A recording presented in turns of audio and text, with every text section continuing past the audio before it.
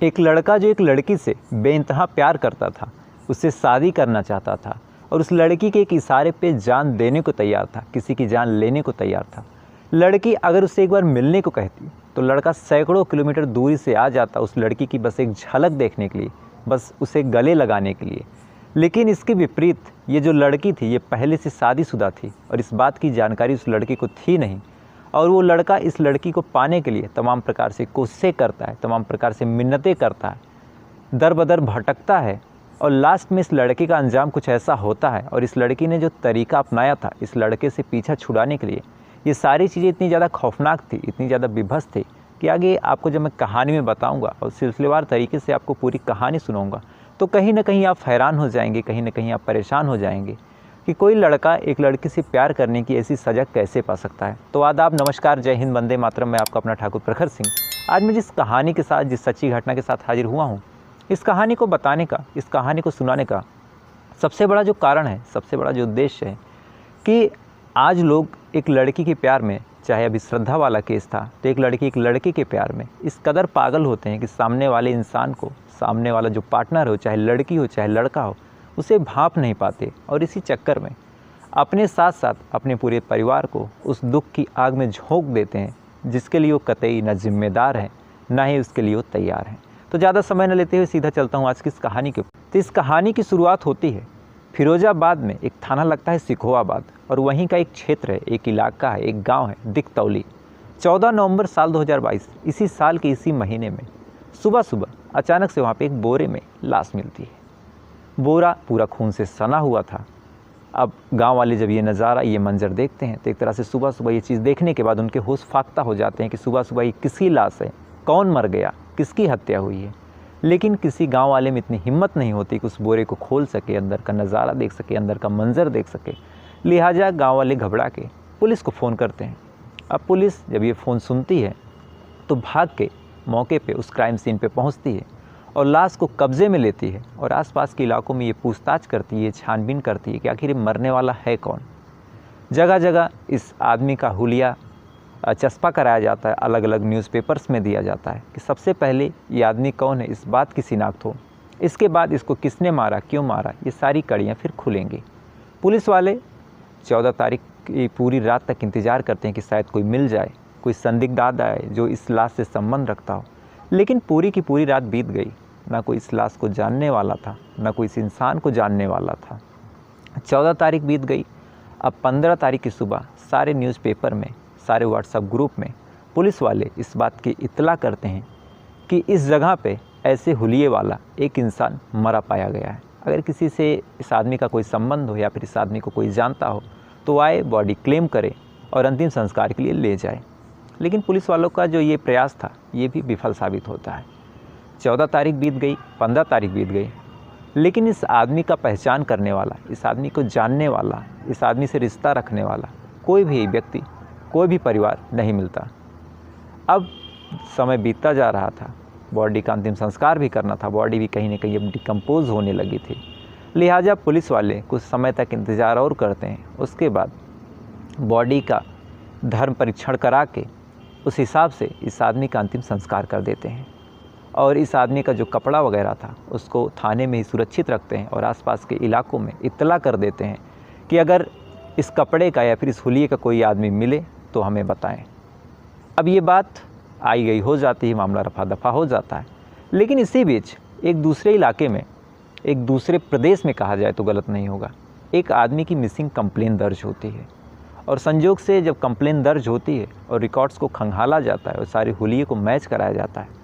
तो उस आदमी की शिनाख्त इसी आदमी के रूप में हो जाती है। अब पुलिस वाले बड़े खुश होते हैं कि चलो मामला सुलझ गए, मरने वाला कौन था, इस बात की पुष्टि हो गई। लेकिन जैसे ही उस आदमी की डिटेल इस पुलिस थाने में पहुंचती है, इन अफसरों के पास पहुंचती है, अब पुलिस वालों की जो समस्या थी घटने के बजाय बढ़ने वाली थी। दरअसल ये जो मरने वाला था ये बिहार का रहने वाला था, बिहार के चंपारण का रहने वाला था और जो लाश मिली थी ये दिकतौली में मिली थी। तो पुलिस वाले फिर हैरान परेशान कि मरने वाला जो है वो बिहार का है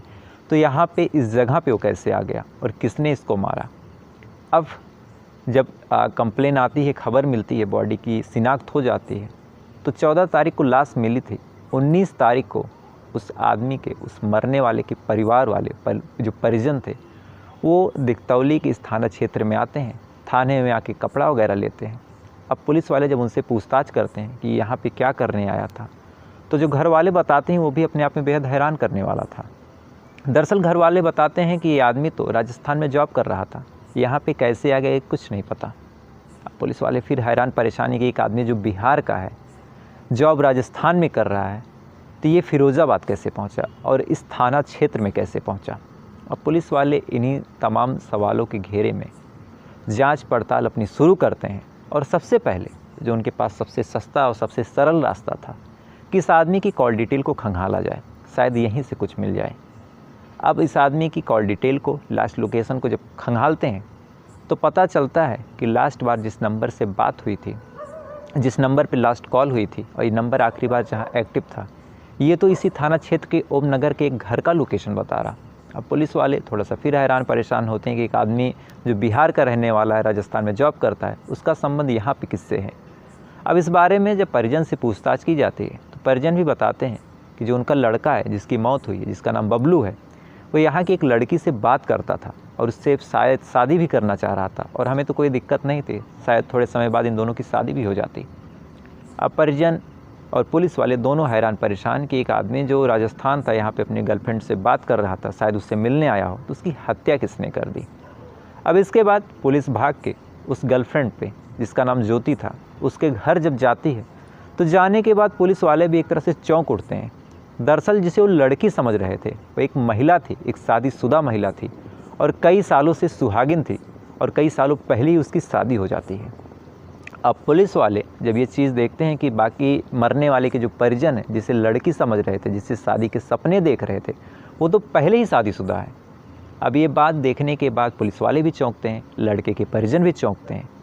और इस लड़की से जब पूछताछ करते हैं और शक के आधार पर इसे उठाते हैं और थाने में ले जाके पूछताछ करते हैं, तो इस लड़की ने कुछ ऐसी बात कबूली, कुछ ऐसी बात बताई जो अपने आप में इतनी ज़्यादा हैरान करने वाली थी, इतनी ज़्यादा परेशान करने वाली थी कि आगे जब आप सुनेंगे तो कहीं ना कहीं आप भी चौंक जाएंगे कि एक आदमी, एक औरत इस तरह से कैसे कर सकती हैं। दरअसल ये लड़की बताती है, जिसका नाम ज्योति था, ज्योति बताती है कि कुछ सालों पहले ही इस ज्योति का एक रिश्तेदार बबलू के साथ काम करता था और उस रिश्तेदार से, चूँकि इसका कज़न लगता था, इसका भाई लगता था, तो ज्योति भी अक्सर फ़ोन करती, हाल चाल लेती। और इसी बीच में बबलू ने भी ज्योति की आवाज़ सुन ली। बबलू को ज्योति की आवाज़ पसंद आ जाती है और इसके बाद वो अपने दोस्त से कहता है कि इस लड़की से मेरा कुछ परिचय करवा दो, थोड़ी जान पहचान करवा दो। दोस्त भी बात मान जाता है और ज्योति से जब ज्योति का मन पूछता है तो ज्योति भी कह देती है कि ठीक है, पहचान करवा दो, लेकिन इस लड़के को ये मत बताना कि मैं शादीशुदा हूँ। अब इसके बाद पहचान होती है, दोनों में बातचीत स्टार्ट होती है। बातचीत का सिलसिला कुछ यूँ बढ़ता है कि जब भी ज्योति का पति और ज्योति का भाई या फिर ज्योति के जो देवर थे वो घर पे नहीं होते या फिर किसी काम से बाहर गए होते, तो ये पूरे दिन जब भी इसे मौका मिलता उस लड़के से बात करती। लड़का जब भी इसे मिलने को कहता, वो राजस्थान में रह रहा था, ये यहाँ पे रह रही थी, और जब भी मिलने की बात होती लड़का उतनी दूर से आता, ये भी अपना सिंदूर वगैरह हटा के उस लड़के से मिलती, तरह तरह से तमाम प्रकार से फ़ोटो क्लिक करवाती और उसके साथ जीने मरने की कस्में खाती। लेकिन समय जब धीरे धीरे बढ़ता जा रहा था और लड़का भी इसके प्यार में सीरियस होता जा रहा था, तो कुछ टाइम बाद उस लड़के ने इस लड़की से शादी का ऑफ़र रखा। अब चूँकि लड़की पहले से शादीशुदा थी तो लड़की को कुछ समझ नहीं आता कि अब आखिर करे तो करे क्या। एक तरफ मेरा पति है और एक तरफ ये लड़का मेरे प्यार में इस कदर पागल है, ये मुझसे शादी करना चाह रहा था। अब चूँकि ये लड़की तो उस लड़के से महज टाइम पास कर रही थी, तो आखिर ये शादी कैसे करती। इसीलिए अब ये कुछ समय बाद ही उस लड़के को, उस बबलू को इग्नोर करना शुरू करती है। जब मिलने बुलाता तो मिलने नहीं आती, जब बात करने को कहता तो बात नहीं करती, और जब शादी की बात कहता वो लड़का, जब बबलू शादी की बात कहता तो ये लड़की भड़क जाती, उसके ऊपर गुस्सा करती और कहती मुझे तुमसे शादी नहीं करनी। अब ये बात जब बबलू सुनता है तो बबलू हैरान हो जाता है कि अब तक तो ये लड़की मुझसे जीने मरने की कस्में खा रही थी, मेरे साथ सब कुछ करने को तैयार थी, इसने बहुत कुछ ऐसी चीज़ें की जो केवल शादीशुदा कपल या फिर ऐसे प्रेमी कर सकते हैं जिनका आपस में बहुत ज़्यादा गहरा संबंध हो, एक दूसरे से शारीरिक संबंध बनाते हैं दोनों, और उसके बाद ये किस तरह मुझे मना कर रही है। लेकिन बबलू दूर था, उसे कुछ समझ में नहीं आता। कुछ समय तक बबलू बर्दाश्त करता है, उसके बाद जब ये बार बार शादी से मना करती और बार बार इससे पीछा छुड़ाना चाह रही थी, तब बबलू कहता है कि अगर तुम मुझसे शादी नहीं करोगे तो मेरी तुम्हारी जो फ़ोटोग्राफ्स हैं, जो ये वीडियोज़ हैं, मेरे तुम्हारी कुछ अश्लील तस्वीरें हैं,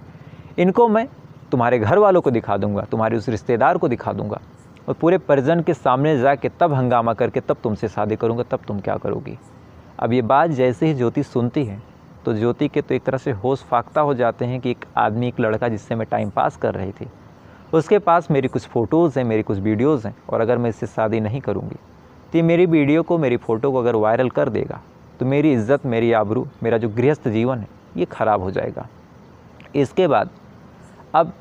इससे अन्य विनय करती है, मान मनौवल करती है, काफ़ी देर तक समझाती है कि तुम मेरी फ़ोटो वायरल मत करो, जो तुम कहोगे वो करूँगी, बस शादी नहीं कर सकती, तुम जहाँ बुलाओगे मैं आ जाऊँगी, ये सारी चीज़ें कहती हैं। लेकिन जो बबलू था वो ज़िद पे अड़ा हुआ था कि मुझे तुमसे बस शादी करनी है।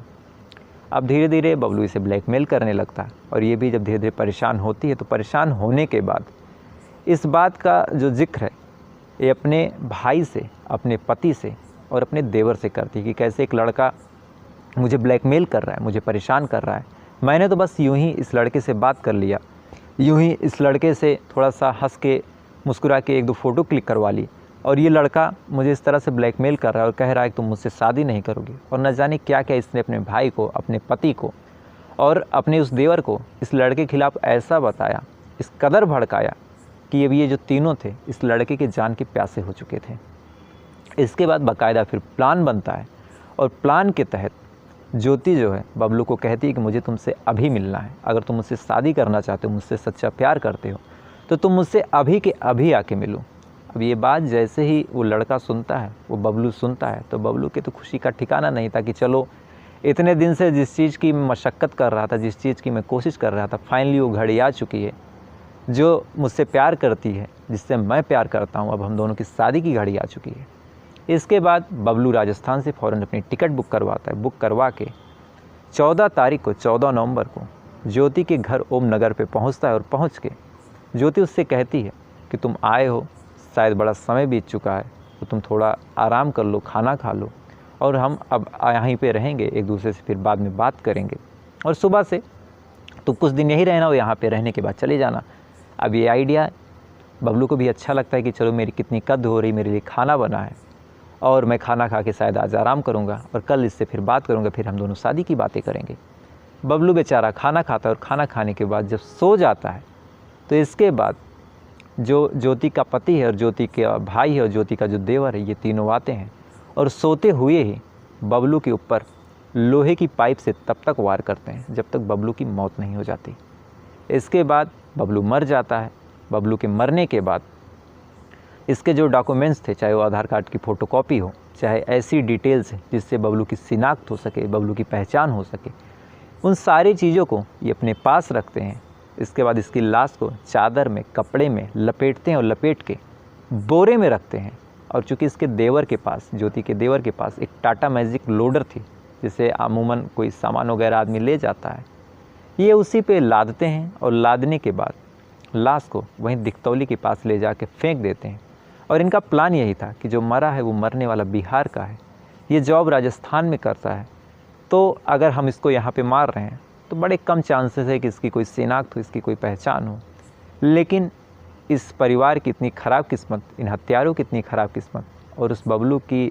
मरने के बाद शायद कुछ ऐसी किस्मत थी कि उसे शायद इंसाफ मिलना था कि सेम टाइम पे दोनों जगह पे एफआईआर दर्ज हो गई और एफआईआर जब एक दूसरे से मैच हो गई तब जाके पहचान हुई, कॉल डिटेल खंगाली गई तो उसमें ज्योति का नंबर आया और इसके बाद इन सारे मामलों का खुलासा हुआ। तो कैसे एक आदमी ने एक लड़की से आंख बंद करके प्यार किया और इसी प्यार के चक्कर में कहीं ना कहीं वो ब्लैकमेल करके गलती कर रहा था, लेकिन इस लड़की ने जो तरीका अपनाया और इसके परिजन ने जो तरीका अपनाया, ये अपने आप में इतना ज़्यादा खौफनाक है, इतना ज़्यादा विभत्स है कि इसके आगे कोई शब्द, कोई टीका टिप्पणी मैं खुद नहीं करना चाहता। लेकिन आपसे एक अनुरोध है, मैं कल से भी कह रहा हूँ और आज भी कह रहा हूँ कि ऐसे मामलों पे आप कमेंट में अपनी राय ज़रूर रखिएगा, क्योंकि जब आप अपनी राय आज यूट्यूब पे, सोशल मीडिया पे रख रहे हैं, तभी आप कहीं ना कहीं राय रखने की जब आपको आदत पड़ेगी, तभी आपके समाज में, आपके आसपास कुछ गलत होगा, तब आप वहाँ भी राय रख सकेंगे। क्योंकि अमूमन हमारे देश की जनता वैसी हो गई है कि हर चीज़ को अब इग्नोर करती है। कहीं भी अपनी जो पर्सनल ओपिनियन है, जो अपनी एक कमेंट होता है, हर आदमी का अपना एक पॉइंट ऑफ व्यू होता है, इस चीज़ को करने से हमारे देश की जो जनता है कहीं ना कहीं बच रही है, कहीं ना कहीं इग्नोर मार दे रही है, और इसी वजह से आज जो क्रिमिनल्स हैं उनका मन इतना बढ़ा हुआ है। तो प्लीज़ आप कुछ ना कुछ इस मामले में कमेंट करके मुझे बताइएगा कि आपका क्या पॉइंट ऑफ व्यू है, और अगर वीडियो अच्छी लगी हो तो वीडियो को एक लाइक कर लीजिएगा। तो अब आपसे कल फिर मुलाकात होगी किसी नई कहानी के साथ, किसी दूसरी ऐसी मर्डर या फिर ऐसी चीज़ों के पास जो हमारे आसपास घट रही है। तो प्लीज़ अगर आप ऐसी चीज़ों के शौकीन भी हैं तो वीडियो को लाइक कर लीजिएगा, चैनल को सब्सक्राइब कर लीजिएगा, और कल 8:30 बजे फिर से मिलते हैं किसी नई कहानी के साथ। तब तक अच्छे रहिए, खुश रहिए। जय हिंद, वंदे मातरम।